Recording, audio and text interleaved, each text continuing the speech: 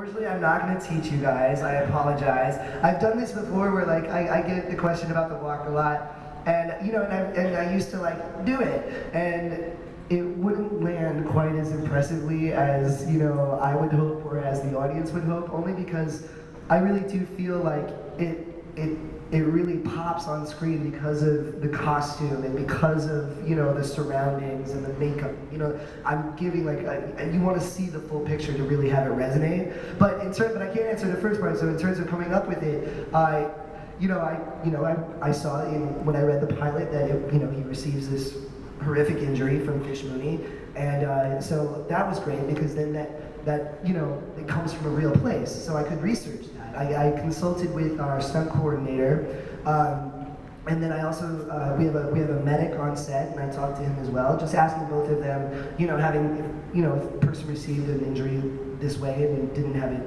and it didn't heal properly, what would that look like, and would there be constant pain? Yes, and like all of this stuff, and so I then it was like about a week before we had to shoot the pier scene. And I was hobbling around my one-bedroom apartment in New York City like a moron, like just practicing, like is this too much, is that not? And so then it was the day that we were shooting on the pier, and Danny Cannon, who is our brilliant executive producer, writer, and also he directed the pilot and subsequent a couple episodes afterwards. He was like, "All right, mate, what you got? Show me."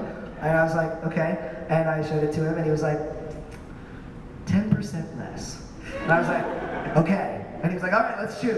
And then that's what you see. You see 10% less of what I worked on for about 2 weeks. So yeah, whatever that means. How do you quantify? I guess I did. So there we go.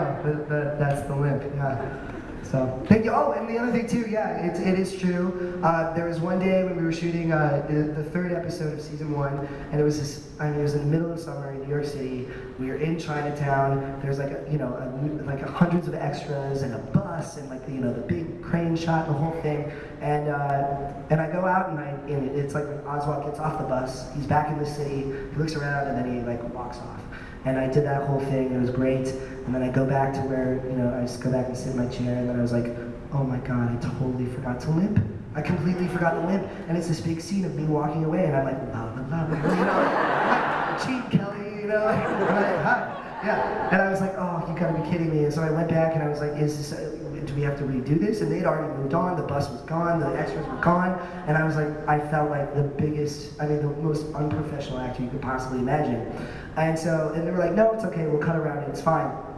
After that, I was like, well, what am I gonna do? My lovely wardrobe assistant at the time, Kyle, she came up to me and she was like, she worked on Broadway many times, and she was like, what if we put something in your shoe? And I was like, yes.